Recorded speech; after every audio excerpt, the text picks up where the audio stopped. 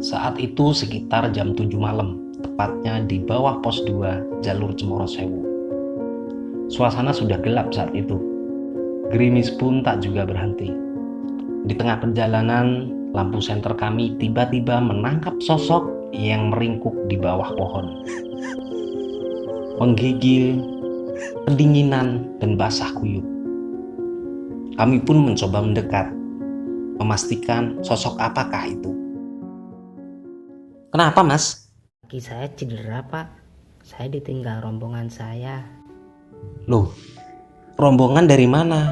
Terus tadi naik berapa orang? Tadi kami naik 8 orang, Pak, rombongan kami. Kami rombongan dari Magelang.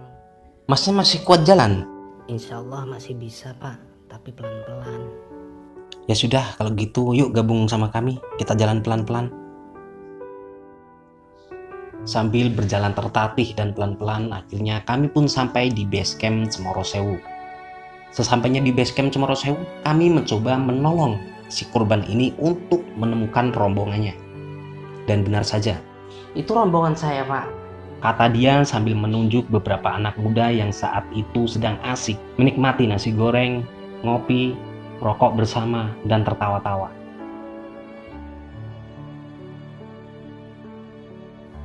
Saya paham. Saya pun hanya bisa menghela nafas dan mengelus dada.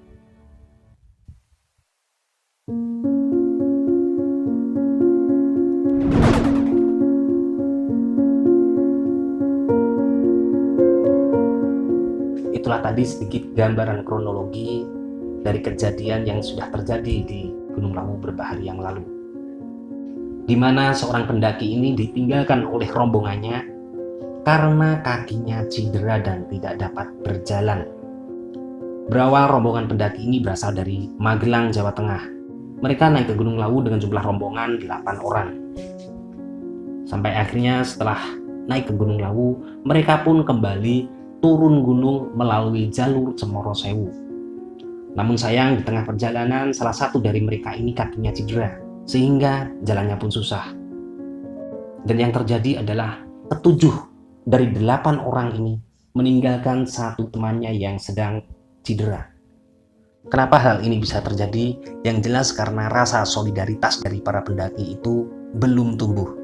Sebenarnya kalau kita bicara tentang solidaritas, kita tidak bisa hanya bicara mengecap ke para pendaki, karena rasa solidaritas itu tumbuh dan timbul di mana saja, bukan hanya di gunung, bukan hanya di lembah, bukan hanya di jalan raya, tetapi di mana kita tinggal. Semenjak kita kecil, kita sudah dituntut untuk menjunjung tinggi solidaritas. Dan satu hal yang perlu teman-teman ketahui, ketika kita meninggalkan rekan kita di hutan, di gunung, seandainya hal itu terjadi kepada kita, bagaimana perasaan kita? Karena itulah buat teman-teman yang saat ini nonton video ini, saya sangat-sangat berharap kejadian seperti yang baru saja terjadi di Gunung Lawu ini jangan sampai terjadi lagi. Karena biar bagaimanapun hanya karena ulah 1-2 anak yang tidak bertanggung jawab, yang tercoreng adalah nama para pendaki.